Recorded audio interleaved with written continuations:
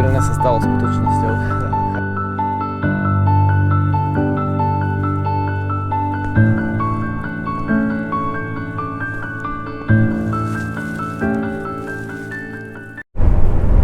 Krásne dobré ránko, priatelia. Dnes je opäť jeden z tých výjazdov, kedy to nakombinujem s autom. Opäť jeden z mála, lebo väčšinou teda vyrážam priamo na bicykli z Trenčína, ale dnes si to trošku osviežime a môj začiatok bude v obci Košeca, ktorá je za Ilavou. No a odtiaľ pôjdem na jedno veľmi pekné miesto, ale to miesto vám už predstavím počas samotnej cesty, takže určite sa máte na čo tešiť. Je nádherný deň, slnečný deň, takže dneska budú tie zábery určite pekné a som presvedčený o tom, že si to spolu užijeme. Poďme na to, priatelia. Nachádzam sa v obci Košeca, práve ju opúšťam a odtiaľto štartujem dnes môj dnešný výlet.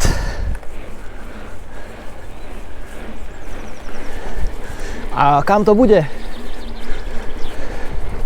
Bude to na najmladšie putnické miesto na Slovensku,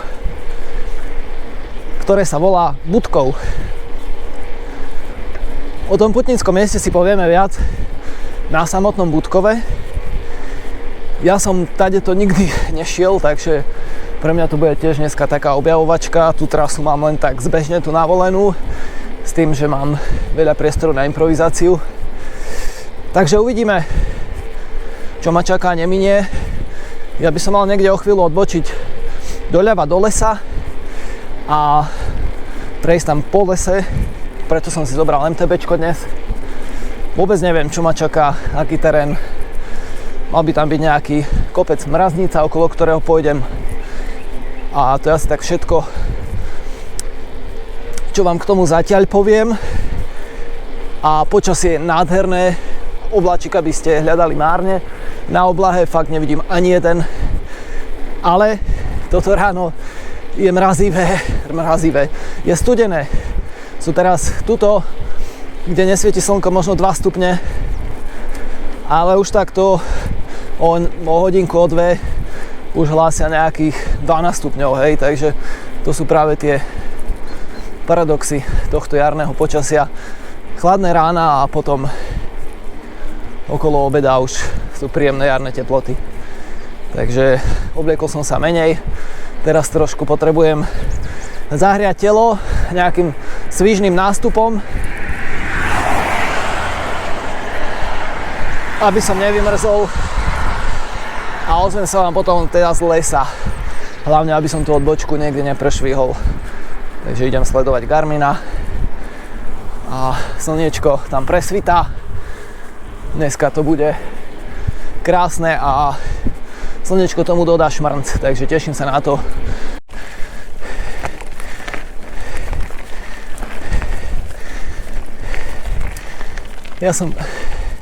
Pozrite. Ja som zvažoval,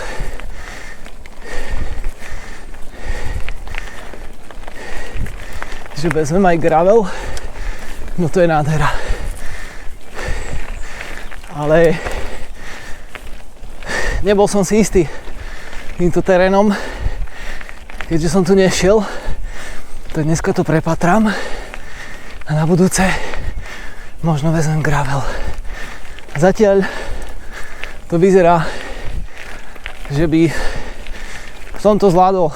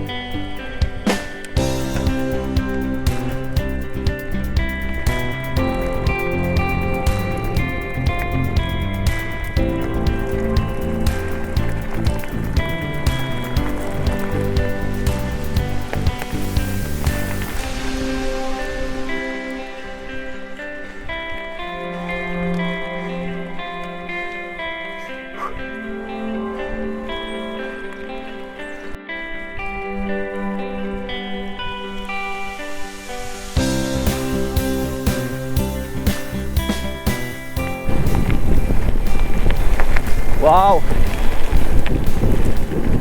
Čo vám dáva? Tu je to ešte aj primrznuté. Inak tu mi to niečo hovorí.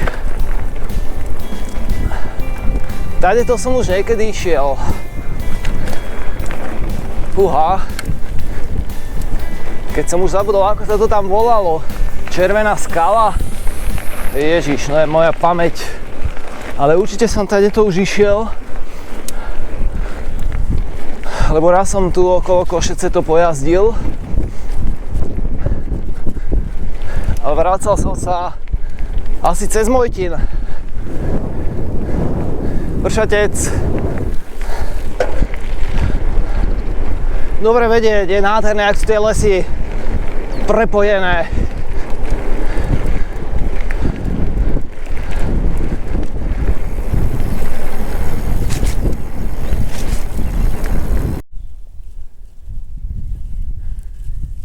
Takže som na sedle Mraznica, 556 metrov nad morom. A je tu takáto dvojlavička, kde si môžete spočnúť. A nádherný výhľad, krásny výhľad. Vršatecké bradlá, Vršatecké podhradie, pod tým tá dedinka tých pár domov. Odtiaľ mám tiež dve videá, určite ak chcete vidieť nádherné prostredie. Pozrite si, a ja už som si spomenul, ja som tu vtedy išiel na tú rohatú skalu, hej. Tak. A to som štartoval, to som vlakom išiel do Košece a áno, takto to bolo, už som si spomenul. Chvíľu to trvalo, ale tak už fakt ja už strašne zabudám, už ja neviem, či počiatky sklerózy alebo kieho. Neviem, či to tak máte aj vy po 40-ke, ale zabudám.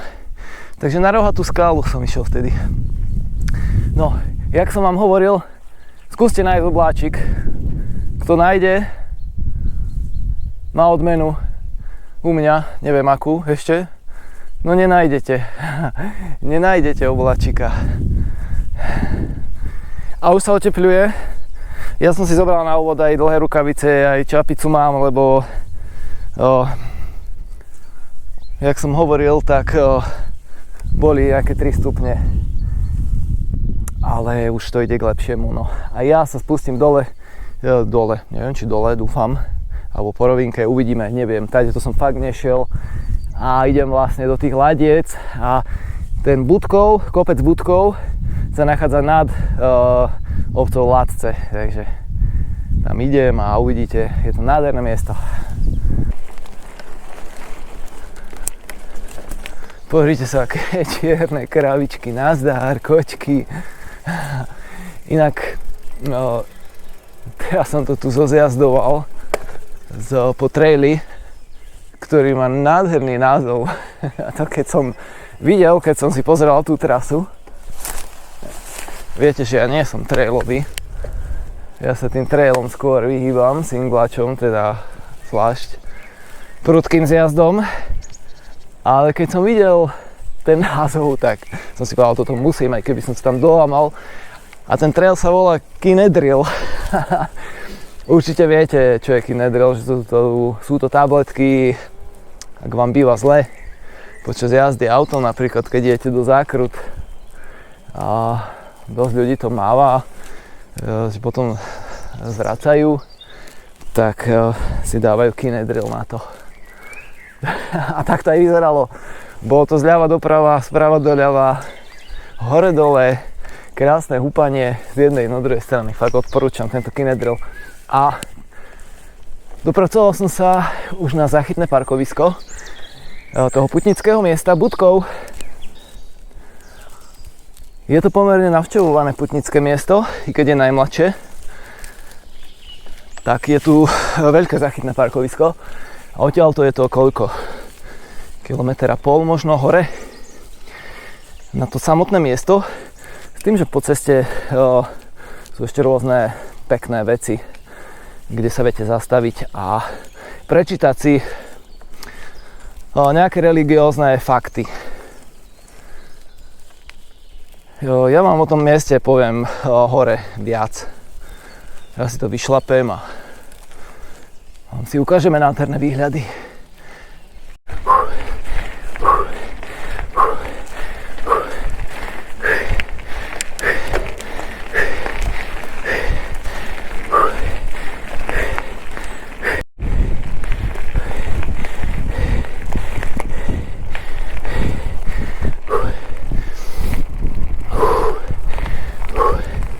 priatelia, najmladšie putnické miesto Budkov je vo výške 765 metrov nad morom a kopec Budkov patrí medzi jednu z najzápadnejších častí Strážovských vrchov.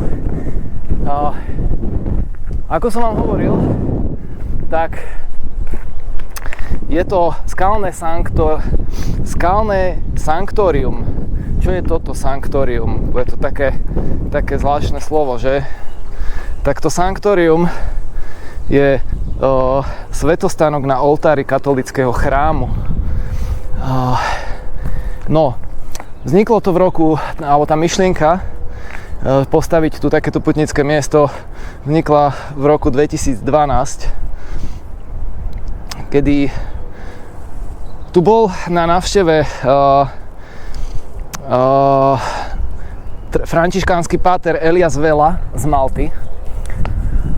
Došiel sem do Ladiec stretol sa tam s riaditeľom miestnych cementárne Lace, to je také známe, určite ste počuli. Mimochodom to miesto Budkov, tam je diaľnica, hej, medzi to je niekde doľava Ilava a tam už je Považská Bystrica napravo a pred nami je Beluša, Púchov a tak ďalej. Takže vzniklo to v roku 2012 myšlienka a ten Elias Vela z Malty po spoločnej modlitbe s riaditeľom cementárni povedal: tu na tejto hore musíte postaviť kríž. A tak sa aj stalo, riaditeľ cementárny sa toho chytil a vybudoval sa tu takéto nádherné pútnické miesto. Priamo pod nami dole je lom, hej. Čiže predstavte si, že bol tu lom, hej, bolo tu zákaz vstupu, bol to miesto, kde ľudia mali zákaz voľného pohybu. Čiže oni museli najprv vybaviť to, aby ľudia mohli chodiť, aby sa vyčlenila táto časť prístupná pre ľudí. Následne sa tu to vybudovalo. No a ponúka to strašné množstvo relikví.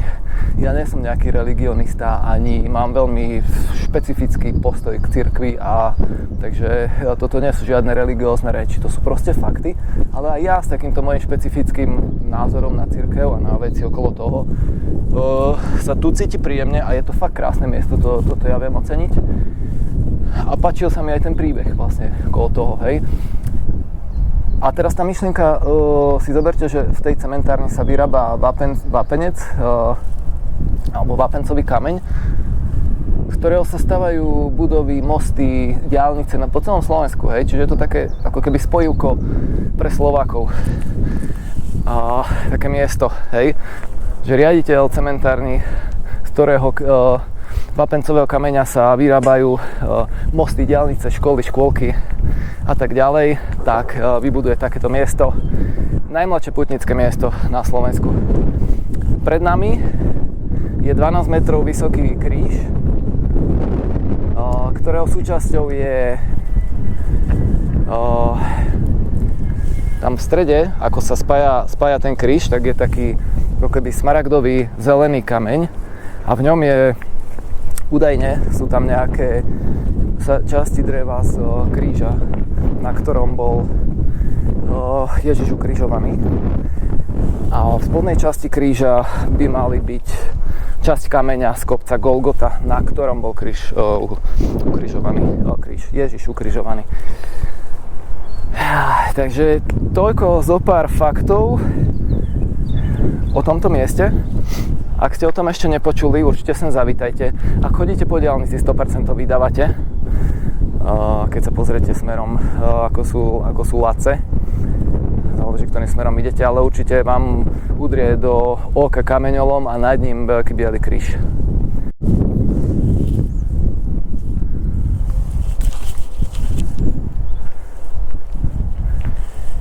Treba povedať, že je to voľne prístupné miesto celoročne. Nie je problém sa tu dostať. Tu sú tie rôzne relikvie do svätých. Je ich tu strašne veľa.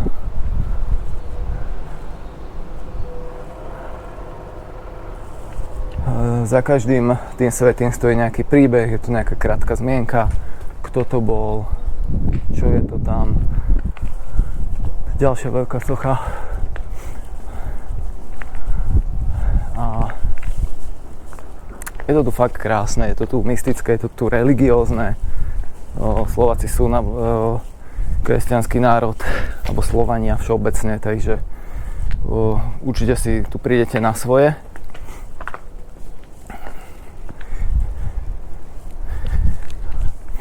A ešte čo som zabudol povedať, tak ako som sem vchádzal, tak asi uprostred stupenia je brána rodiny, tu ste si všimli.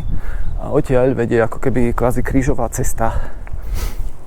To znamená, je tam nejakých 14 zastávok celej krížovej cesty Ježiša, ako išiel, ako padol, ako mu niesol svoj kríž, ako ho ukrižovali, ako sa ešte predtým teda na chvíľu stretol s Máriou a tak ďalej a tak ďalej. Je tam celý ten príbeh.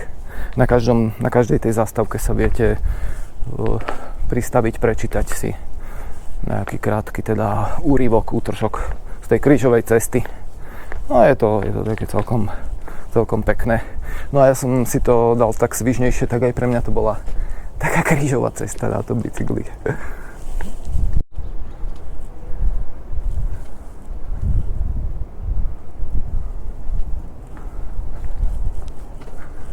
Spomínané cementárne Látce. A vidíte, túto dole je lom, kde sa ťaží ten vápencový kameň, o ktorom som vám hovoril. A na vrchole lomu je najmladšie putnické miesto na Slovensku. Už spomínaný Vršetec.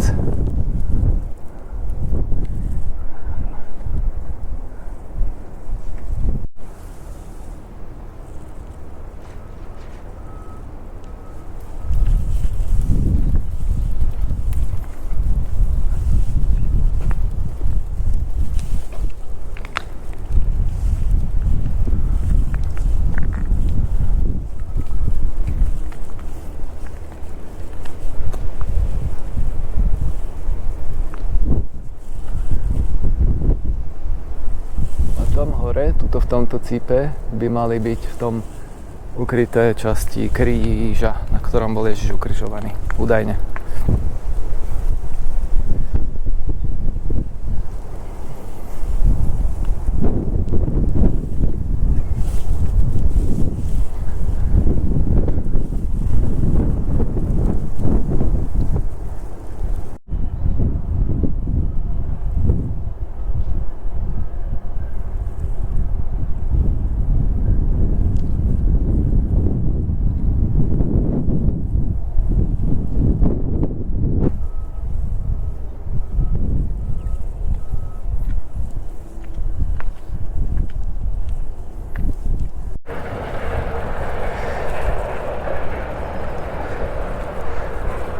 Ja sa ešte chcem zastaviť, pozrieť sa na tento salaš u Maca a Cuca s príznačným názvom u Maca a Cuca. OK, oslavy v Altane. Dáme si nejakú oslavu. Privítame jar. Otvorené každý deň, no. Ja len asi otvoria o 10:00 si myslím, najskôr. Uvidíme, pozriem sa. Mal som v pláne sa tu zastaviť. Čulý ruch počuť z toho lomu. Neviem, či to počujete, ťažká technika. Asi tam ide cesta do lomu. Ale tento saláš u Maca a Cuca ma celkom láka. No a tu všade, vidíte, všade po ceste, to už som dole, hej, stále sú nejaké religiózne veci.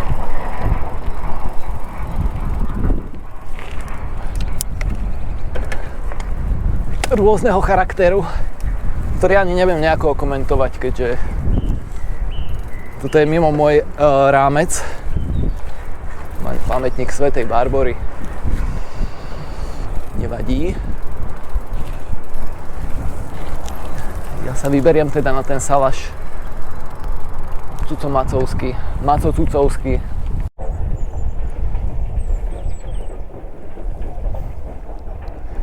Tu sa maká. Už sa to ťaží. Kto vie, čo z toho bude? Možno jedného dňa pekný most, pekný kúsok diaľnice, aj keď u nás by to bola skôr rarita, že mať pekný kúsok diaľnice. Každopádne tu sa maká. Čo som si všimol, tak vždy keď prídem k nejakému lomu na jeho okraj, tak tam rastú nádherné ihličnany. Fakt, to sú stromčeky úplne jak vianočný stromček. Nádhera. Krásne, živé, také mladé, nádherné, zelené, zdravé. Neviem, čím to je. Vždy, neviem, podielte sa vy, či máte skúsenosť, či to je nejaký jav prírodný, že ja fakt netuším, ale možno sa to niekto nájde, chytrejší ako ja, a mi to vysvetlí. Fakt, veľmi často, takto na okraji lomu. Krásne mladé ihličnany.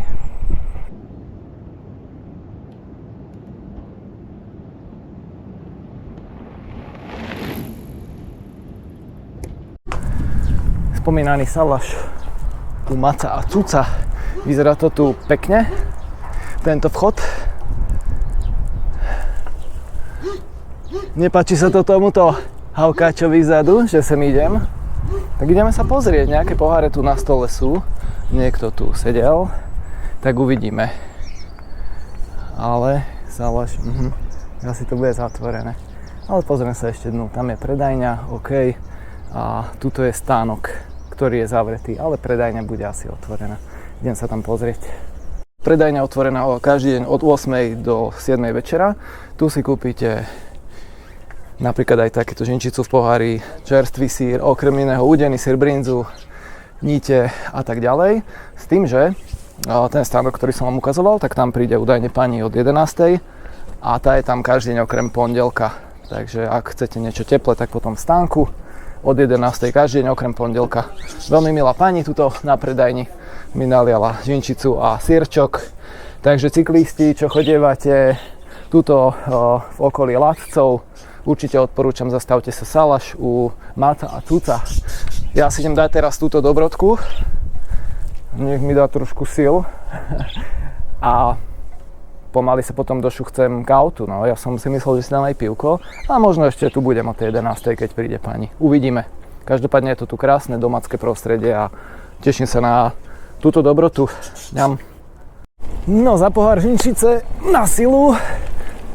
Riadny falat čerstvého ovčieho síra. No a ďalší kúsok so sebou. Zabalený salaš u Maca a Cuca. Kúsok z Ladiec po ceste na Budkov od hlavnej cesty 150 metrov, dá sa tam zaparkovať. Ak chcete čerstvé dobré výrobky, ňam, aj žinčica bola výborná v kombinácii s tým syrom. Som si pochutil, priatelia, a ja už idem teraz saheť záverečnú asfaltovačku k autu. Boli sme v dotyku so surovinou, s tým vápencovým kameňom, s lomom, a tuto sme v priamom dotyku so samotnou fabrikou cementárne Lace, kde sa surovina spracováva a exportuje na odbyt. Takže tuto sa to všetko pácha, deje, počujem tam nejaké zvuky, stroje, neviem čo. A vidíte, cementárne Latce. Takže generálny riaditeľ tohto podniku je zodpovedný za ten nádherný kríž tam hore nad lomom. Potom ako mu toto návšteva ten františkánsky páter Elias Vella po spoločnej modlitbe povedal, že mal také vnuknutie a že jednoducho na tej hore Budkov treba postaviť kríž. Veľmi pekný príbeh. Pán generálny bude určite zaujímavý človek.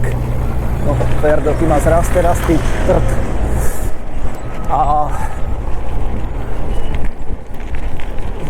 je to vravím aj pre mňa, čo som teda nie som nejako religiózne založený, tak je to pekný príbeh. priateľovia, zazvonil zvonec a výjazdu je koniec. Už takto v kľude z auta, lebo vonku pomerne fučí a na tejto otvorenej záverečnej rovine na asfaltke by ste ma asi neboli tak zreteľne počuli. Bicykel naložený, ja som odstrojený, nachystaný na cestu domov. Dneska to bolo nejakých 30 km a okolo 850 výškových metrov.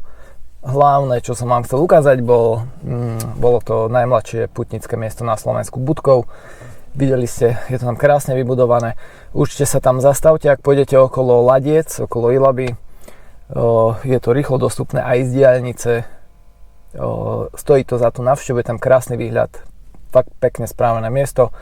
Kúsok odtiaľ je Salaš u Maca a Cuca, u Cuca a Maca, kde som sa dobre občerstvil. Všetky tie informácie som vám už povedal o tom Salaši. Nové prostredie pre mňa, určite sa sem ešte vrátim. Je tu pekný kraj, je tu čo objavovať, sú tam ďalšie možné cestičky, kde sa dá ísť, takže určite budem takýto výlety opakovať častejšie. Nech to máme trošku pestrejšie.